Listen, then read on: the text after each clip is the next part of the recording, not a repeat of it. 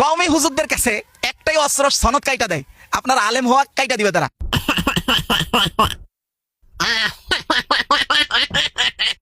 আচ্ছা, আমরা যে কাজগুলো করি আসলে এটা টোটালটাই হলো ধর্ম আদপের চাদরে মোড়ানো একটা স্বয়ং ফেসিজম।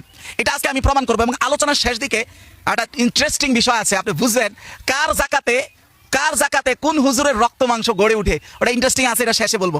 এখন মূল আলোচনাটা শুরু করি। দেখেন, প্রথম কথা হচ্ছে আমাদের দেশে তো সনদ হয় শুধু হাদিসের, তাই না? আমরা তো এটাই জানি না। আসলে আরব দেশে সনদ, আজানেরও সনদ হয়, এমনকি কোরআন তেলাওয়াতের রেওয়ায়াতের সনদ হয়। এখন বলেন, আপনি কোরআন তেলাওয়াতের সনদের উদাহরণটাই আনেন। আপনার শায়েখ থেকে, আপনার উস্তাদ থেকে আপনি কোরআন তেলাওয়াতের সনদ পাইছেন, কিছুদিন পরে কোনো কারণে তিনি আপনার কোরআন তেলাওয়াতের সনদ কেটে দিলেন। এখন কি আপনার কোরআন তেলাওয়াত করা নাজায়েজ হয়ে যাবে? এই প্রশ্ন যদি কেউ করে এটা তো হাস্যকর। বা আপনি নামাজ পড়াইছেন, আপনার নামাজটা হবে না, আপনার পিছিয়ে যারা নামাজ পড়ছে নামাজ ভুল হয়ে যাবে, অথবা নামাজ দৌড়ায় পড়তে হবে, এমন হবে না। তাহলে এই কথা বলাই হাস্যকর। কেন? কারণ হলো কোরআন তেলাওয়াত শুদ্ধভাবে শিখা, এটাই ছিল আপনার উপরে ওয়াজিব আমল। আর আপনি যে সনদ পাইছেন, আপনার শিক্ষক যে আপনার এজাজত দিছে, ওইটা ছিল মুস্তাহাব। ঠিক একইভাবে হাদিসের কিতাব সংকলন হয়ে যাওয়ার পরে হাদিসের কিতাবে সংকলিত যে রেওয়ায়াত, মানে যে সনদটা আছে হাদিসের কিতাবে, ওটাই হলো ওয়াজিব সনদ। হাদিসের কিতাব সংকলনের পরে আপনার উস্তাদ থেকে আপনি যে সনদটা পাইতেছেন, ওটা হলো মুস্তাহাব সনদ। আপনি হাদিসের সঠিক সহি কিতাব থেকে সহি সনদে যদি আপনি কোনো হাদিস বর্ণনা করেন, ওটা হলো ওয়াজিব।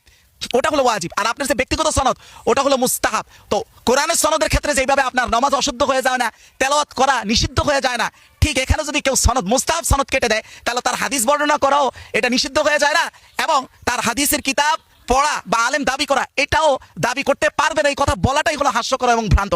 এবার আপনার প্রশ্ন হতে পারে যে হুজুর, হাদিসের যে সনদ ব্যক্তিগতভাবে আমরা পাই কিতাব সংকলনের পর থেকে যেটা হচ্ছে, এইটা যে মুস্তাহাব, এটার দলিল কি? আসেন এটার একটা দলিল দেই। মানারুল কারি শারহ মুখতাসার সাহিহ বুখারী, এটা ছাড়াও রিজাল আল খাকানি 100 থেকে 101 নম্বর পৃষ্ঠা পর্যন্ত এখানে লম্বা একটা আলোচনা।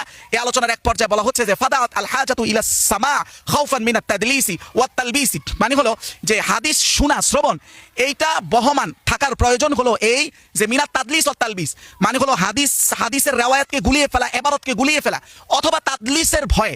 তাদলিস কি? অর্থাৎ আপনি আপনার উস্তাদকে বাদ দিয়ে দিয়েছেন।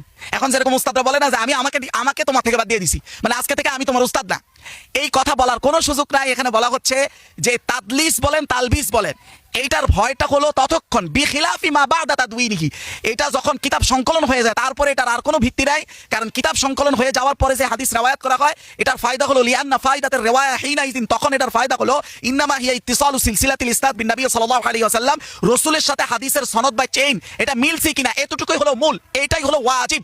আমার শায়েখ যে আমারে বর্ণনা করছে আল আইম্মাতু, পরে যে আমার শায়েখ ইমাম বর্ণনা করছে, এইটা হলো তাবাররুকান ওয়া তায়াম্মুনান।